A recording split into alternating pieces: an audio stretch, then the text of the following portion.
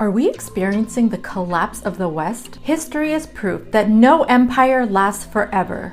Let's look at the Islamic Golden Age as an example of this. For a period of about 800 years, the world saw some of the strongest empires flourish. Islam spread mainly through trade routes, merchants, and scholars. So what happened? The Holy Quran says that mankind was one but differed later. Selfishness and ego got a hold of man, so prophets were sent to send messages, to test humans, and to motivate humans to become more humble and virtuous. When Muslim rulers followed the main tenets of Islam, treated people with tolerance, promoted interfaith unity, promoted knowledge and scholarship, and were fair with taxes, their empire flourished. But when their thirst for power and ego or pride took over, it caused weakness and disunity, which was then used by others, such as the divide and conquer technique used by the Europeans, who had used Islamic knowledge to get out of the Dark Ages, but then used divide and conquer to fracture the Muslim world. Europeans felt a sense of cultural and civilizational superiority. They did not care for local traditions or customs of Muslim.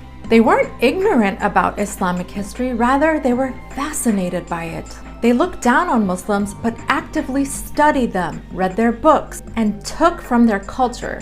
This is called Orientalism. Europeans, especially the British and the French, knew the political and cultural power of Islam and used divide and conquer techniques to ensure Islam didn't rise again. They pushed for secularism, they colonized, they drew arbitrary borders to make it easier to divide Muslims and rule them, and they installed puppet regimes and rulers. And in modern times, negative stereotypes about Islam and Muslims have been perpetuated by media, movies, and entertainment. This ensures that the world sees Islam in a negative light, and how many Muslims view themselves. But many who are living in the West are waking up to this and wondering, is the West truly free and democratic? Are we the example that we demand of others? Or are we merely slaves to the banks and to corporations? Why do the rich get richer and the poor get poorer? Why do we invade and plunder other countries while propping up puppet regimes for resources, so that the elite can stay powerful and in control? Was feminism a ploy to get more people in the workplace to collect more taxes? If we are so free,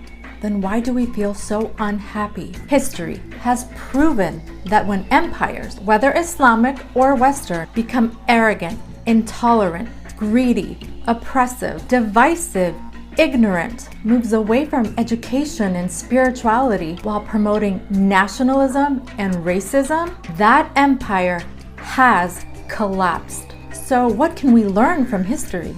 Who will become the next big empire?